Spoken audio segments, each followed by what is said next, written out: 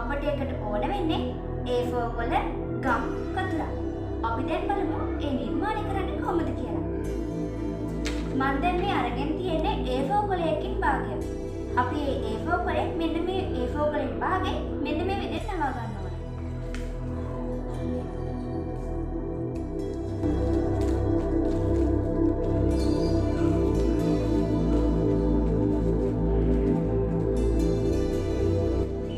ඊට පස්සේ මෙන්න මේ කොටස ගම් ටිකක් ගාලා අලව ගන්න.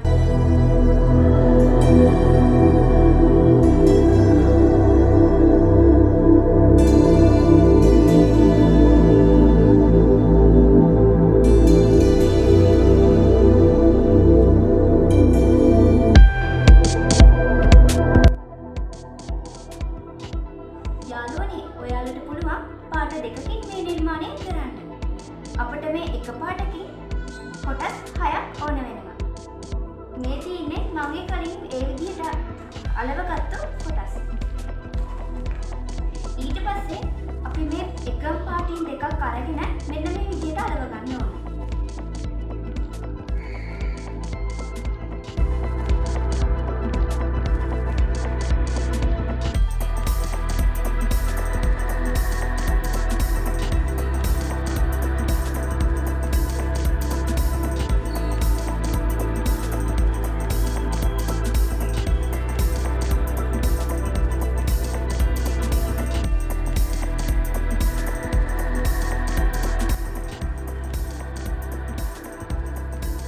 මම ඔයාලට කිව්වනේ එක පාටකින් 6ක් ඕන කියලා.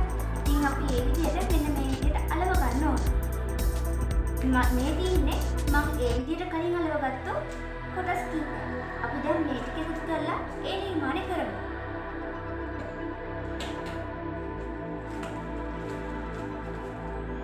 අපි මුලින්ම මෙන්න මෙහෙම තුනක් තියාගෙන එකම පාටින් තුනක් තියාගෙන ඊට පස්සේ මෙන්න මෙහෙම ගම් ගාලා ගන්නවා.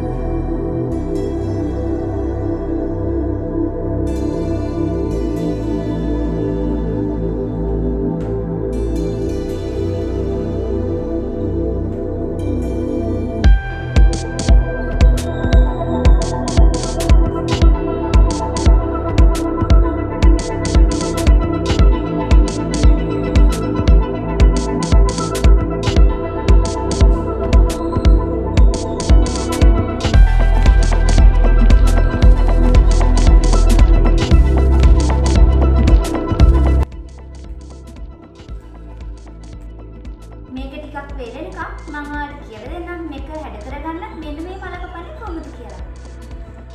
දැන් අපි මේ උඩට දාලා තියෙන තද රෝස පාට නිසා මම මල හදනගන්නේ ලා රෝස පාට. අපි මෙන්න මෙහෙම ලා රෝස පාට කොලයක් අරගෙන මේ විදිහට නවලන්න.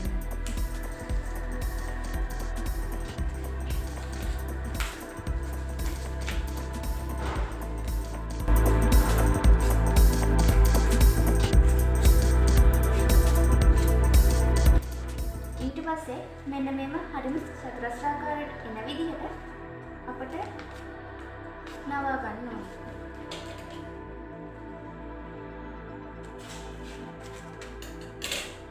ඔයාලට පේනවා ඇති චතුරස්‍රාකාර කොටසක්. අපි මේක මෙන්න මේ විදිහට දෙකට නවාගෙන ඊට පස්සේ ආයේ මෙන්න මෙහෙම නවා ගන්න ඕනේ. නැවතත් මෙන්න මේ විදිහට නවලා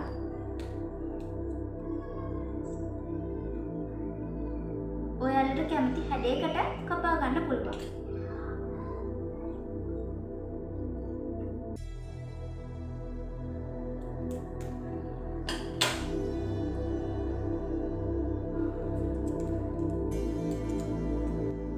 මෙන්න මේ මල් ඔයාලට කැමති ප්‍රමාණයට කැමති ගාණක් කපාගෙන හැඩ කරගන්න පුළුවන්.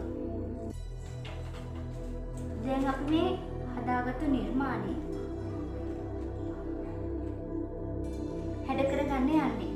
අපි ඒකට මල් අලවගෙන තමයි හැඩ කරගන්න ඕනේ.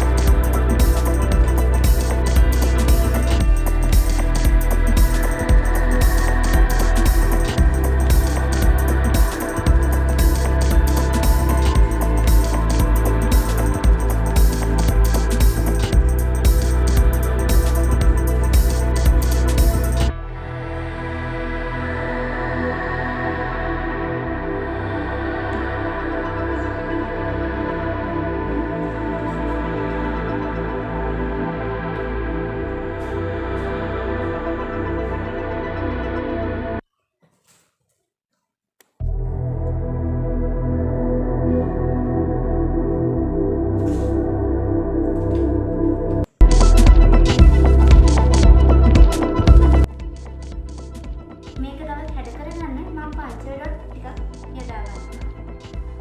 ඔයාලට කැමති විදියකට කැමති ආකාරයකට මේ නිර්මාණය හැඩ කරගන්න පුළුවන්.